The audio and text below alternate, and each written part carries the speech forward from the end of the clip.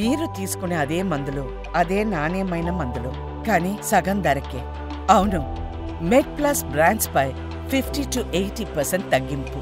టెస్ట్లో అంటే మన ఏంది కిడ్నీ ఫంక్షన్ టెస్టా, యూరిన్ మైక్రోఆల్బమ్ టెస్ట్ అంటే ఏ టెస్టులు చేయించుకోవాలి? ఎందుకంటే కరోనా తర్వాత ప్రివెంటివ్ మెడిసిన్ ఎక్కువైపోయింది, చాలామంది చాలా రకాల టెస్టులు చేయించుకుంటున్నారు. సో యాజ్ ఏ సీనియర్ నెఫ్రాలజిస్ట్గా మీరు ఏ టెస్టులు ప్రతి ఏడాది చేయించుకోవాలని సజెస్ట్ చేస్తారు? దాదాపుగా ఒక హెల్త్ చెకప్ చేసుకోవడం అన్నది ఇప్పుడు కొంచెం బాగానే చూస్తున్నాం మనం. అంటే ఒకప్పుడు మేము ఒక 30-40 ఏళ్ళు దాటిన తర్వాత చెప్పేవాళ్ళు ఒకప్పుడు, కానీ ఇప్పుడు 30 ఏళ్ళకి వచ్చేసింది, తర్వాత ఇప్పుడు 20 ఏళ్ళకే వచ్చింది.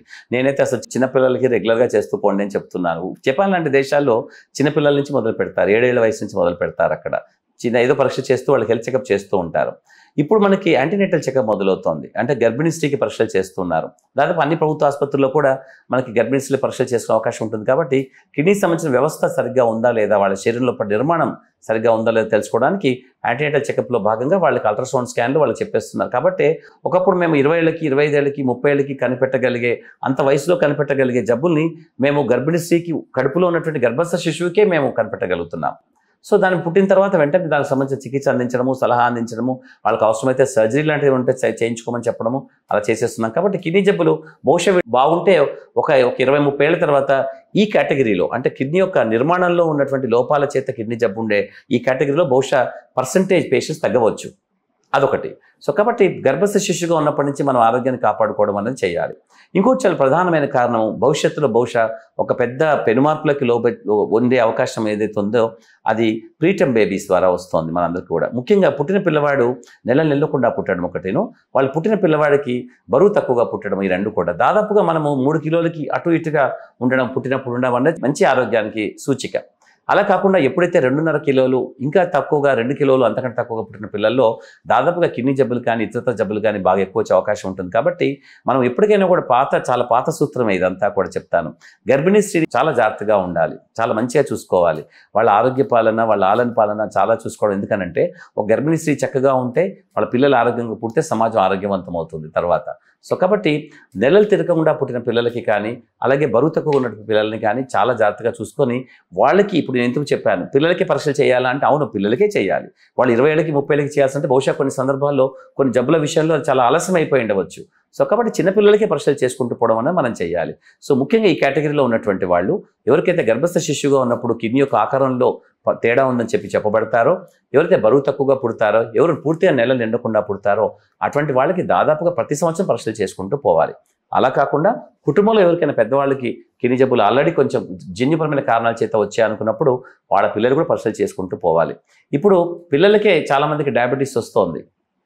డయాబెటీస్ అనేది చాలా ఊబకాయ ఉన్నటువంటి 30-40 ఏళ్ళు దాటిన వాళ్ళకు ఉండాల్సినటువంటి టైప్ 2 డయాబెటీస్ ఏదైతే ఉందో అది చిన్నపిల్లలకే వస్తుంది. కాబట్టి స్కూళ్ళల్లోనే మనము పిల్లలకి బరువు పెరగకుండా వాళ్ళకి ఆటపాటలకి కావాల్సినటువంటి సరైన సమయాన్ని మనం కేటాయించగలగాలి. కానీ పిల్లల్ని 24 గంటలు పుస్తకాలకి పెట్టేసి కూర్చోబెట్టి చదివిస్తూ ఉంటే వాళ్ళకి శారీరక శ్రమ తగ్గుతుంది. కాబట్టి వాళ్ళకి ఊబకాయంతో కొన్ని రకరకాల జబ్బులు వస్తున్నాయి, అధికంగా ఆహారం తీసుకోవడంతో సహా. కాబట్టి అటువంటి కూడా జాగ్రత్తలు తీసుకుంటూ ఉండాలి. సో వీళ్ళని మనం చూసుకుంటూ పోవాలి. కాబట్టి పరీక్షలు చేసుకునే విషయం అనేది ఇక్కడ మొదలు పెట్టాలి. ఇక గర్భిణీ స్త్రీలకు పరీక్షలు చేయాలి. ముఖ్యంగా ఇప్పుడు ఉద్యోగాలు చేసుకున్నటువంటి వాళ్ళు, మల్టీనేషనల్ కంపెనీలో చేస్తున్నటువంటి వాళ్ళకి కొంతమందికి చాలా కాకతాళీయంగా చేసే పరీక్షల్లో కూడా చాలామంది కిడ్నీ జబ్బు ఉన్నట్టుగా తెలుసుకొని మా దగ్గరకు వస్తూ ఉంటారు. వాళ్ళు చూడడానికి చాలా బాగుంటారు కాబట్టి వాళ్ళు మమ్మల్ని నమ్మిన సందర్భాలు, కొంతమంది నన్ను తిట్టిన సందర్భాలు కూడా ఉన్నాయి. మీరు ఎలా చెప్తారు, మీ సైన్స్ అసలు కరెక్టేనా, నేను ఇంత ఆరోగ్యంగా ఇంత చక్కగా హ్యాండ్సమ్గా ఉన్నాను, నన్ను పట్టుకొని మూత్రంలో ప్రోటీన్, కిడ్నీ డ్యామేజ్ అయింది, కిడ్నీ చిన్నగా ఉందని చెప్తారంటే ఇంత చక్కగా ఉంటే అని నాతో గొడవ పెట్టుకున్న పిల్లలు కూడా ఉన్నారు. నేను వాళ్ళని తప్పని నేను చెప్పటం లేదు. వాళ్ళకు ఉన్నటువంటి భావోద్వేగ పరంగా చూసినా, శాస్త్రీయపరంగా నేను చూసినా కూడా అది సమంజసమే. కాకపోతే ఏంటంటే అది నిజం కూడా.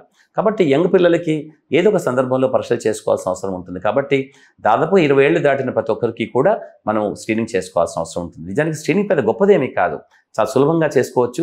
ఒక సాధారణ మూత్ర పరీక్ష మీ కిడ్నీ యొక్క జబ్బు, ఆ కిడ్నీ యొక్క ఆరోగ్య పరిస్థితిని దాదాపుగా ఒక 80% 90% చెప్పగలుగుతుంది.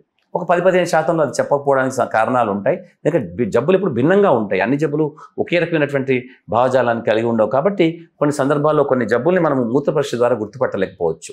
కానీ దాదాపుగా 80-90% జబ్బుల్ని మనం సాధారణ మూత్ర పరీక్ష ద్వారా, అనగా సాధారణ మూత్ర పరీక్ష, మీరు ఒక ల్యాబ్కి వెళ్ళి ఒక మూత్రం శాంపుల్ ఇచ్చేసి ఒక 40 రూపాయలు 50 రూపాయలు కడితే మీకు సాధారణ మూత్ర పరీక్ష అయిపోతుంది. అలా కాకుండా రక్తానికి సంబంధించిన కొన్ని పరీక్షలు, కిడ్నీ ఫంక్షన్ టెస్ట్ అంటుంటాం, లేదా రీనల్ ఫంక్షన్ టెస్ట్ అంటుంటాం. దాంట్లో యూరియా క్రియాటిన్ లాంటి రక్త పరీక్షలు ఉంటాయి. యూరియా క్రియేటిన్ లాంటి పదార్థాలు మన శారీరకంగా మనకి రకరకాల జీవరసాయన ప్రక్రియలు జరుగుతున్నప్పుడు దానిలో ఒక భాగంగా తయారవుతున్నటువంటి చెడు పదార్థాలు. అంటే మనకి డైరెక్ట్గా సాక్షాత్తుగా అవి చెడు ఏమి చేయవు, కానీ అది మాకు గార్బేజ్ లాగా.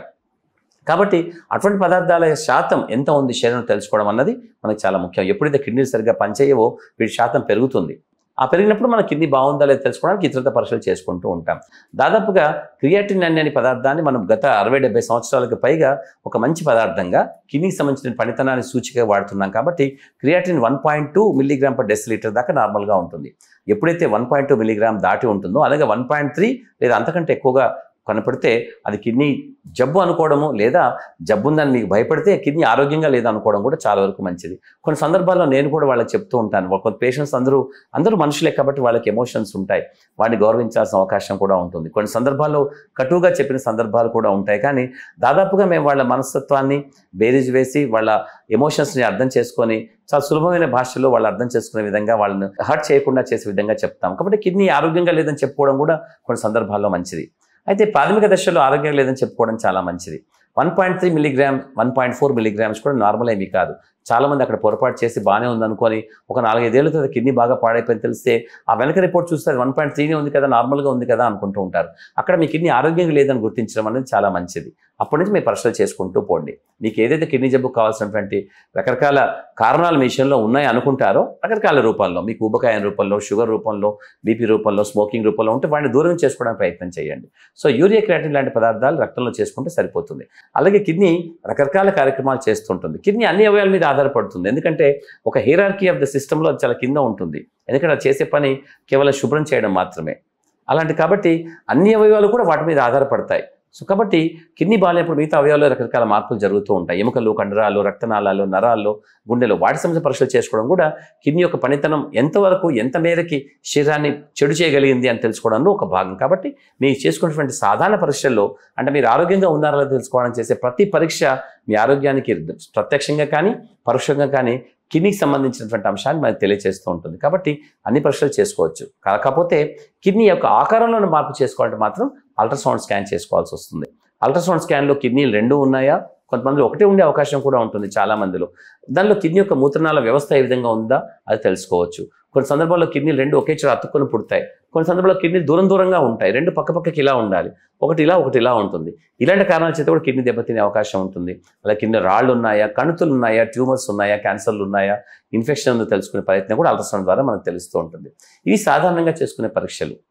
ఇప్పుడు మనము అందరికీ హెల్త్ స్క్రీనింగ్ చేయడం అనేది సాధ్యం కాకపోయినప్పటికీ కూడా భారతదేశంలో ఒక పూనుకొని ఒక మాస్ ఇమ్యునైజేషన్ ప్రోగ్రామ్ లాగా, చిన్నపిల్లలకి మనం టీకాలు ఇచ్చే ప్రోగ్రామ్ లాగా పెద్దవాళ్ళందరికీ మనం స్క్రీన్ చేసుకోండి అని చెప్పడం అనేది సాధ్యం కాదు. ఎందుకంటే ఆరోగ్యానికి ఒక అవయం సంబంధించింది కాదు. ఆరోగ్యం అనేది ఒక వ్యవస్థలో ఉన్నటువంటి అంతర్భాగంగా ఉన్నటువంటి ఒక పద్ధతి. సో దానికి చేసుకోవడానికి సాధ్యం కాదు. కాబట్టి అలానే చాలా పరీక్షలు చేయాల్సి వస్తుంది. ఒక లిపిడ్ ప్రొఫైల్ చేయాల్సి వస్తుంది, ఒక ఈసీజీ గుండె స్కాన్ చేయాల్సి వస్తుంది, తలకి బ్రెయిన్ ఏమైనా ప్రాబ్లం ఉందంటే స్కాన్ చేయాలి, మారాలి. ఇవాళ చేయడం సాధ్యం కాదు. కాబట్టి కొన్ని రక్త పరీక్షలు, మూత్ర పరీక్షలు ప్రతి ఒక్కరు కూడా ఆరోగ్యంగా ఉండాలనుకున్న వాళ్ళు, ఉంటున్నాము అనుకుంటున్న వాళ్ళు, ఉండబోతున్నాం అనుకున్నటువంటి వాళ్ళు, ఆరోగ్యంగా లేదేమో అనుకున్నటువంటి వాళ్ళు తప్పనిసరిగా కొన్ని పరీక్షలు ప్రతి సంవత్సరం ఒకసారి ఒక మాస్టర్ హెల్త్ చెకప్ అనుకోండి. దాదాపు కార్పొరేట్లో ఉన్నటువంటి ఒక పదజాలం ఇదంతా కూడా ఒక health checkup, master health checkup అంటూ ఉంటారు. అవి చేసుకోవడంలో తప్పేమీ లేదు. అది ఏదో కొద్దో గొప్ప మీ గురించి తెలుస్తుంది. కాకపోతే గమ్మత్తైన విషయం ఏంటంటే చాలామంది పరీక్షలు చేసుకుంటారు, కానీ దాని ఇంటర్ప్రిటేషన్ ఎవరు చేయాలి? ఒక నడుచుకుంటూ వెళ్ళి నేను మాస్టర్ చెకప్ చేసుకున్నానండి అంటారు. ఆ తర్వాత 2-3 ఏళ్ళ తర్వాత ఏదో హెల్త్ ఇష్యూ వస్తుంది. ఈ రిపోర్ట్ ఎవరు చూశారు మీది అంటే ఎవరు చూడాలి. వాళ్ళు చేసుకొని ఆ పక్కన ఉన్నటువంటి నెంబర్లతో బేరీజ్ చేసుకుంటారు. గుర్తుపెట్టుకోండి, అవన్నీ కూడా ఒక 90% మంది ప్రజలకి అటు ఇటుగా ఉన్నటువంటి నెంబర్లు ఒక రేంజ్లా చెప్తారు, కానీ వ్యక్తిగతంగా మీ గురించి ఏమీ చెప్పరు. ఆ నెంబర్లో ఉన్నటువంటి నెంబర్ మీద ఉన్నప్పుడు మీకున్నటువంటి ఆరోగ్య నేపథ్యంలో ఆ నెంబర్ ఎక్కువ కానీ తక్కువ కానీ కావచ్చు. అటువంటిప్పుడు మీరు పొరపడే అవకాశం ఉంటుంది. కాబట్టి మీరు హెల్త్ పరంగా హెల్త్ చెకప్ చేయించుకున్నప్పుడు తప్పనిసరిగా ఒక నిష్ణాతులైనటువంటి డాక్టర్, ఫిజిషియన్స్ ఎవరైనా కూడా చూసి ఆ రిపోర్ట్లు ఏ విధంగా ఉన్నాయో తెలియపరచుకొని దానికి సంబంధించిన విశ్లేషణ మీరు చేసుకుంటే చాలా మంచిది.